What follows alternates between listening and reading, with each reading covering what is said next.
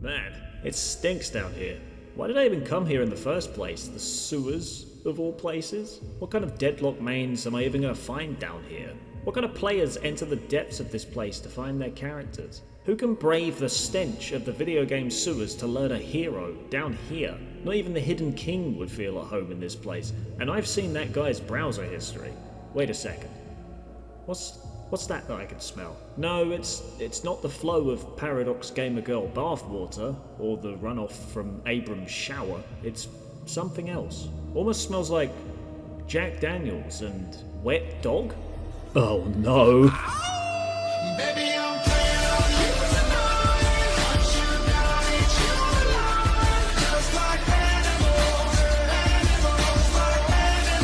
animals. Silver. Kicking off part 4 of what your Deadlock main says about you, we have everyone's favourite girl failure. Okay, maybe second favourite, but Viper will come to you in due time, don't worry. Silver mains have never been interested in taking their medication or practicing self-care. The only thing they care about is getting into a drunken bar fight with a samurai mob boss and an anthropomorphized booger. The smell of sweat and the past 7-day hangover emanates from you like a radioactive cloud. In fact, it's been sticking around so long during your 36-hour binge of this game that you don't even notice it anymore. You are far too busy getting the timing of your wolf form down to a fine art in order to enable you to unleash maximum destruction. And when the wolf is well and truly among us, everyone will scatter and run for the hills, whilst you regain all of your health in a nanosecond and start chomping away like a hairy T-Rex on steroids, snapping your jaws at the heels of a monkey cosplaying as Elvis, whilst he relives every life choice that led to this horrible moment. As the resident werehog, you know your role and perform it to perfection. When the full moon calls, you will dive into the maelstrom, lashing out at friend and foe, swinging your claws and gnashing your teeth like a war crime on legs, swallowing the enemy rem whole whilst he screams for his blankie. You will sink into an alcoholic slump, however, when the enemy team wise up and buy 15 different stun items, locking you in place as a hulking mass of fur whilst they punch you with enough buckshot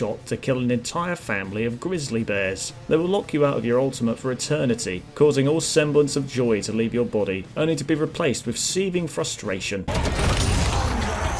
Oh, I got my ult and then I fucking died! It's so much fun! Until they mess up and you manage to get close enough to bite Venator's head clean off of his shoulders. For some reason though, there are some of you who will stack everything into your rifle like it's God's gift to man, refusing to embrace your lichen roots during the entire match, in denial of who you really are deep down, a furry. I've seen more questionable fan art for Silver emerge since her release on these streets than anyone else in the game. Coincidence? I think not!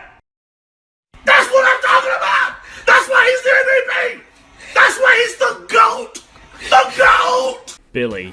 Rock never died. It was just resurrected as a masochistic goat with incredible taste in leather jackets. Billy players are absolutely insane. I can't sugarcoat it. You will 100% dive into a 5-person brawl with utmost confidence, swinging your baseball bat at anything that moves, chugging a 2-year-old lukewarm can of beer, and having a brilliant time. And, you know, half the time you might actually win. If you main Billy, you are the most carefree and psychotic person in the match. You will quite happily run from lane to lane, bashing the life out of anything with a pulse, whilst blasting the Sex Pistols from your iPod Touch that you've kept since 2009.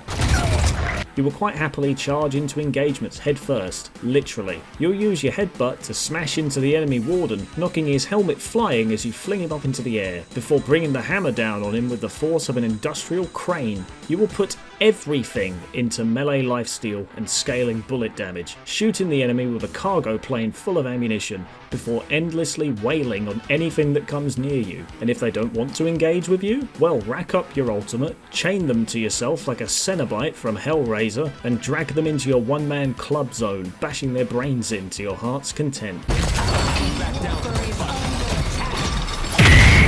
But then it happens, the thing that every Billy main fears. They remembered that they have a parry button. Suddenly you'll be smashing your keyboard off of your desk when you see that little blue feedback ring appear, knocking you on your ass whilst the enemy team you had crying in a corner 10 minutes ago are now all teabagging your bruised and beaten corpse. Good Billy mains though, you don't fear the parry, you embrace it. You tease it out of them with a well-timed fake out before taking them straight back to Pound Town for their daily scheduled baseball game.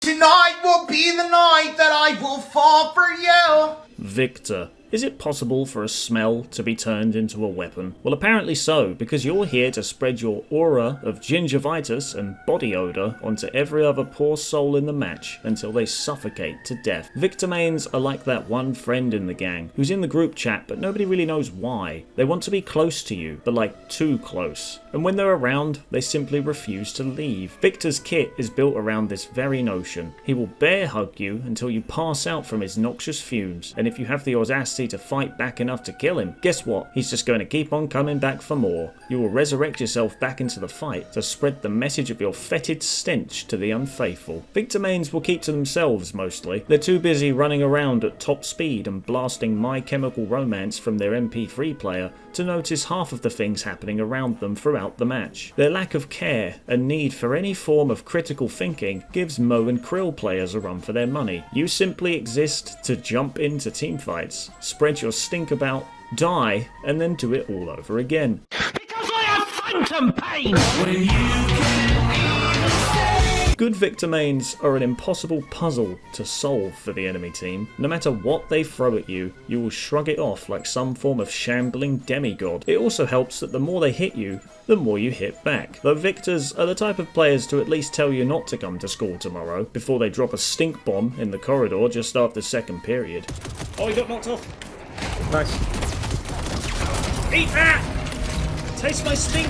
I won't stop until I He's my stick, you gotta get a new catchphrase. When you hit late game, you'll become a freight train of body parts, running around the map like a crazed buffoon holding up a free hugs sign and zeroing in on any poor soul you see. If you ask me though, I like you guys. I'd say you're a pleasure to be around, but if I get any closer than within a 6-block radius of you, I'm afraid I might throw up, shit myself, and then die. Okay, so the first night is never usually that bad in any of the games, so I'll play through. Ah, fuck! What the fuck? Ah!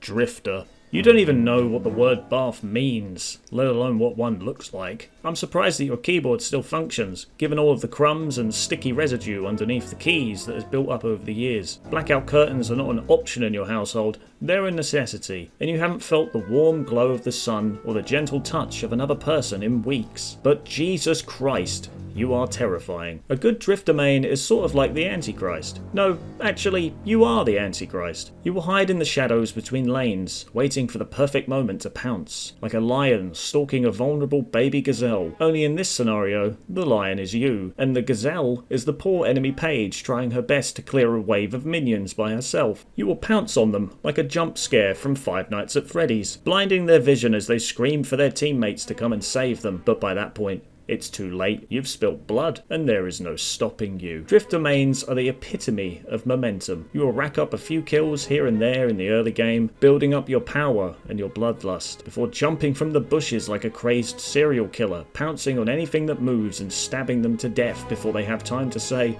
"What's that smell?" Oh, and then there's the chat logs. Good God, the chat logs. If I had a nickel for every time drifters screamed 6 different slurs at the top of their lungs for no reason, other than how Celeste stole their kill, I would be able to buy Gabe Newell's super yacht. Before Drifter came along, I can guarantee you were either a 7 or a Haze main. Everyone else in the match will take great delight in watching Drifter's mental fall off of a cliff as they lose their farm, have their kills stolen, and die over and over to a bellhop locking them inside a spooky chateau. Oh, he's mad! Oh, he's mad! I'm going in. That's fine. I have just ruined his... I'd like to say you didn't have it coming, but come on, you're playing Drifter. The crust under his fingernails and the blood dripping from his mouth form part of your identity. You live to kill whatever you can get your grubby little hands on, but you will forever remember the day that you lost in a 1v1 to an Ixian teenager with a fencing sword and a bad attitude.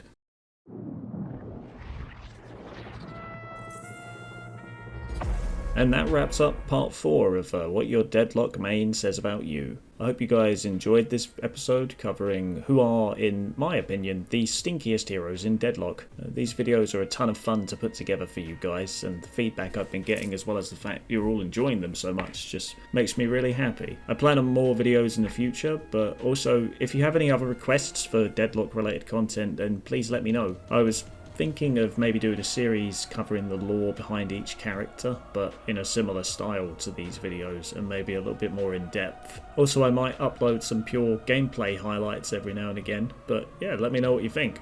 But as always, thank you for watching. Make sure to subscribe for more in the future, and until next time, have a good one.